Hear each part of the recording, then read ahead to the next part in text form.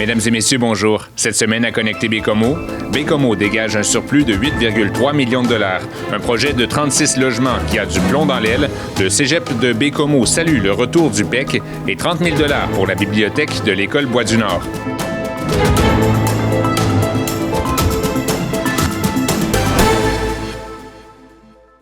La ville de Baie-Comeau a conclu l'année 2025 avec un surplus de 8,3 millions de dollars, de quoi équilibrer les deux prochains budgets, selon le maire Michel Desbiens. On a pris tout près de 7 millions pour balancer 2026. Ça va être sensiblement pareil en 27 et 28. Alors, si on ne veut pas devoir effectuer des coupures de service ou arrêter complètement de réparer nos choses, bien, il faut garder ce surplus-là pour ça. Puis, je vous rappelle qu'en 2025, seulement 50 des gens ont eu une augmentation de taxes. Si c'est 7 millions qu'on a besoin pour balancer, bien, il nous en reste pour 2 ans. Fait qu'en 27 puis en 28, ça va. Mais il ne faut pas avoir une marge de 8 millions à combler en 2029 parce qu'on va être dans le trou.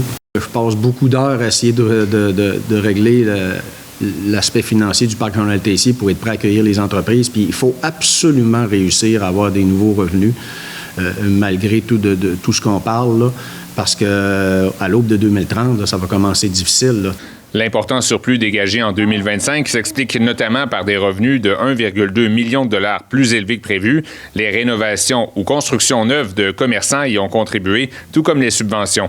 Toyota, le dépanneur Sprint et IGA qui ont contribué à augmenter les revenus de taxation en cours d'année, qui n'étaient pas connus avant le début de l'année. Ensuite, on est allé chercher 800 000 de plus en confirmation de subventions en cours d'année.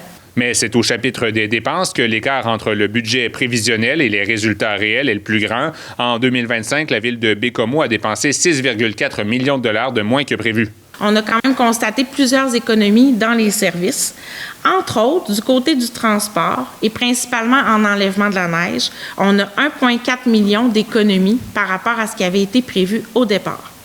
Dans le transport, je rappelle que ça inclut la voirie, l'enlèvement de la neige, les parcs et espaces verts, l'éclairage de rue et circulation et stationnement. C'est dans la catégorie de l'administration générale que se trouvent les plus grandes économies, avec 1,9 million de dollars. Donc oui, c'est un écart de 1,9.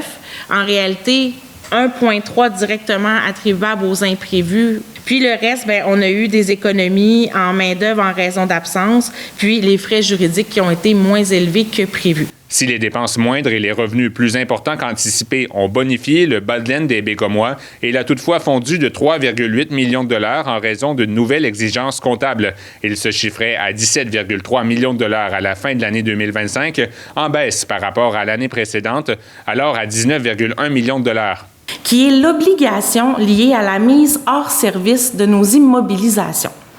Donc, cette norme-là vient nous obliger à créer ce qu'on peut appeler une réserve pour le futur, pour le moment où est-ce qu'on va débâtir nos infrastructures, donc principalement nos immeubles. En terminant, la dette totale de Baie-Comeau a diminué, passant de 78,9 millions de dollars en 2024 à 77,2 millions de dollars en 2025.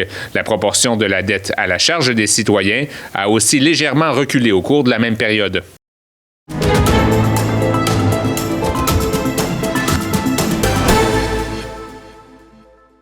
Le projet de construction de 36 logements dans l'ancienne école privée Jean-Paul II a du plomb dans l'aile. La promesse d'achat des promoteurs est expirée, selon le propriétaire de l'immeuble, Sylvain Poirier, qui l'a remis en vente le 15 juin. Voici le reportage que je vous ai préparé.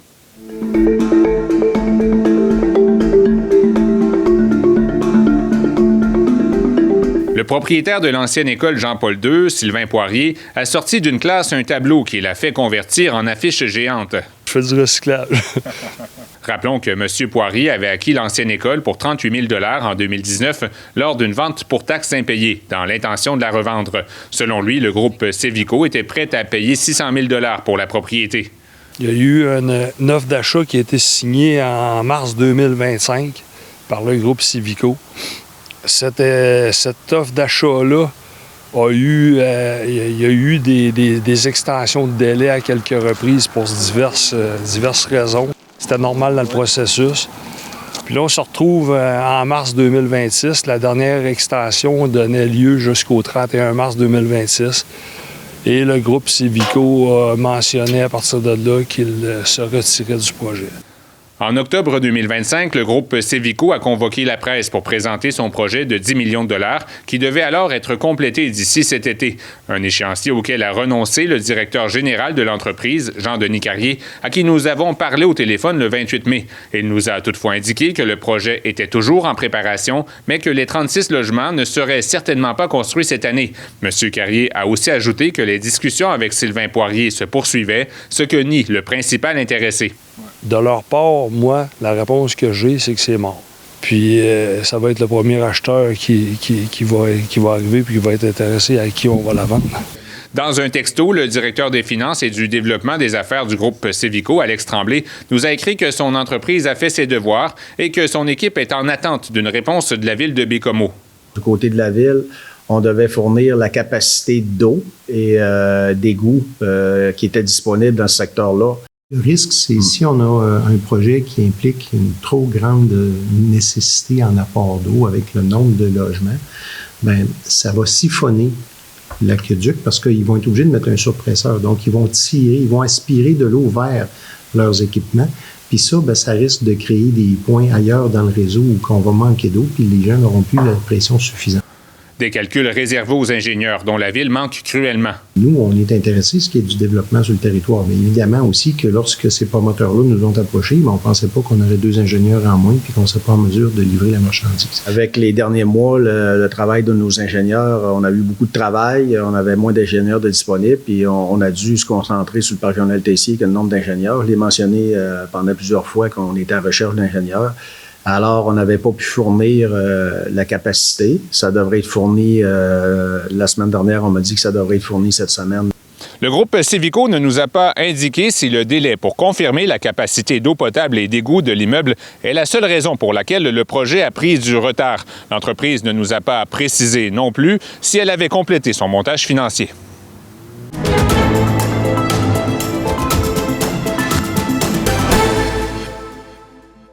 Le 10 juin, le ministre de l'Immigration, de la Francisation et de l'Intégration, François Bonnardel, a annoncé la réouverture temporaire du programme de l'expérience québécoise, le PEQ, que le gouvernement de la CAQ avait aboli en novembre dernier. Ce programme permet aux travailleurs étrangers temporaires ou aux étudiants étrangers diplômés au Québec d'entamer le processus vers l'obtention de la citoyenneté canadienne. Cela dit, nous avons entendu les préoccupations soulevées par les travailleurs et diplômés qui avaient choisi de bâtir leur avenir ici, qui remplissaient déjà les conditions du PEQ au moment de son abolition. En l'absence de mesures transitoires, plusieurs d'entre eux ont vécu une période d'incertitude dans les derniers mois. Des parcours de vie ont été bousculés et nous avons voulu en tenir compte. L'abolition du PEQ avait porté un coup dur au cégep de Baie-Comeau, dont une bonne partie des étudiants proviennent de l'international. Son rétablissement est bien accueilli. On l'accueille favorablement, évidemment. Là, c'est pour nos étudiants qui ont gradué, qui étaient dans un genre d'incertitude. Là. Donc, ça crée... on est en train de respecter notre promesse au Québec de dire, bien, vous allez pouvoir rentrer dans un programme qui est le PEQ, puis on le réactive pour répondre à cette promesse-là qui a été faite à des gens qui sont déjà ici. Donc, c'est sûr que c'est favorable, notamment pour nos étudiants qui ont gradué. Cette réouverture temporaire du PEQ se limite toutefois aux personnes qui ont obtenu leur diplôme ou complété leur expérience de travail en date du 19 novembre 2025. C'est pour les gens qui étaient déjà dans un processus avec le PEQ, donc qui étaient en attente d'une réponse par rapport au PEQ. Donc, nos étudiants, à nous, ils ne sont pas là-dedans, ils vont être là à la fin de leurs études. Donc, ils vont être dans le programme d'Expérience Québec plus tard. Donc, en arrivant plus tard, ils vont être dans le PSTQ. Là. Le PSTQ, ou le Programme de sélection des travailleurs qualifiés, a succédé au PEQ comme véhicule d'immigration. L'avantage qu'elle a, celle-là, c'est que c'est un système de pointage là, dans lequel quelqu'un qui voudrait travailler en région serait avantagé. Donc, il y a un avantage notable pour les gens qui veulent travailler dans les régions où il y a moins de grande densité de personnes. Autant de changements dans les programmes d'immigration qui ont nuit aux efforts de recrutement à l'international du cégep de Baie-Comeau. Parce que notre réputation, on a pris pour son rhume. Donc, on a de la difficulté à recruter dans cette incertitude-là parce qu'on n'est pas capable de dire aux jeunes de 17-18 ans qui feraient un projet de venir étudier au Québec, voici ce dans quoi tu prends ces décisions-là. De son côté, Manicouagan Interculturel salue le rétablissement temporaire du PEQ, mais souligne que plusieurs personnes ont possiblement déjà dû quitter le Québec en raison de son abolition.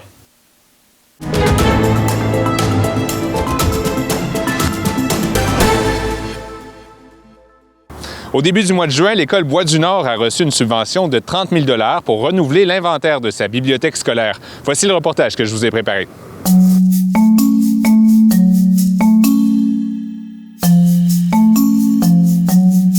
L'élève de l'École Bois-du-Nord, Caleb Acosta, fait de son mieux pour ne pas discréditer certains ouvrages que l'on retrouve dans la bibliothèque. Justement, le graphique dans les livres, ça fait 90, ça peut être cool à lire, mais les Gastons, c'est des livres qui m'intéressent moins. D'autres peinent aussi à trouver des lectures intéressantes. Les livres sont très vieux, puis il y a peu de livres pour les grands. Surtout que des fois, on s'ennuie, on s'en va lire des livres de petits. Moi, j'aime beaucoup soit les romans d'amour ou bien l'horreur, ce qui est totalement différent. Puis j'ai trouvé un peu Frisson, qui est une série qui vient du Québec. Mais c'est pas totalement le livre que j'aime lire. Puisqu'on ne trouve pas nécessairement notre type de livre, c'est sûr qu'on va plus passer notre temps sur les ordinateurs. Puis des fois, on écoute plutôt des vidéos ou on juste lit sur notre tablette parce que c'est plus facile de trouver des livres là. L'absence de livres en anglais pose aussi problème à Kim Boucher, qui enseigne cette langue. Moi, j'ai ma collection personnelle à moi. J'ai été chanceuse dans les dernières années aussi. J'ai des directions qui m'ont offert un certain budget pour en acheter. Donc là, j'utilise les mêmes à chaque année puis à chaque niveau, mais j'aimerais ça diversifier les histoires que je lis aux élèves. La bibliothèque ne comble pas non plus les besoins du cours de culture et citoyenneté québécoise, ou CCQ. On a une classe de francisation. C'est des enfants qui viennent de nombreux pays. Puis on aimerait ça aussi pouvoir acheter. Ça rentre aussi dans le cadre de CCQ, des livres qui parlent un peu de leur habitude de vie là-bas pour qu'ils puissent continuer à comprendre des choses sur leur pays aussi, là. Constatant les lacunes de la bibliothèque de leur école, Kim Boucher et Michel Simard ont profité de leur congé du temps des fêtes pour rédiger une demande de subvention à la Fondation Indigo pour l'amour de la lecture. L'année dernière, j'avais déjà fait une demande avec mon autre école. Puis c'est une idée qui m'est venue comme ça. J'ai fait une recherche subvention littératie au Québec, puis j'ai trouvé la Fondation. On n'était pas sûr de participer au début, mais là, on trouvait vraiment que la Fondation Indigo, comme Kim avait déjà remporté le prix l'année passée, avec les Dunes, que ça pourrait nous permettre de pouvoir faire vivre ça à notre école. On prépare un dossier, puis la Fondation, il favorise les écoles francophones aussi. Donc, nous autres, étant donné qu'on était subventionnés par l'État, une école francophone, on avait des bonnes chances de recevoir la subvention. Depuis 25 ans, la Fondation Indigo pour l'amour de la lecture fournit des livres aux écoles primaires du Canada. L'un de ses cadres supérieurs, Yann McCann, explique pourquoi l'École Bois-du-Nord a reçu 30 000 $ le 4 juin dernier. We chose to support École Bois-du-Nord because there is a need in the community, and our mission as an organization is to support students in high-needs communities across Canada. We also know that Bois-du-Nord needs more books than the normal school would because there's an intensive English program at the school, and so these came together and made them a great candidate for support. Je pouvais pas croire qu'on allait recevoir un chèque aussi gros pour réaliser notre projet. Un projet qui va s'échelonner au cours des 3 prochaines années scolaires. Fait que cette année, c'est ça notre objectif, que les enseignants s'équipent en lecture dans leur classe. Puis à l'an 2, donc qui sera l'année suivante, ça va être en anglais à la bibliothèque. Même les élèves du préscolaire pourront emprunter des livres de préscolaire à 6e année.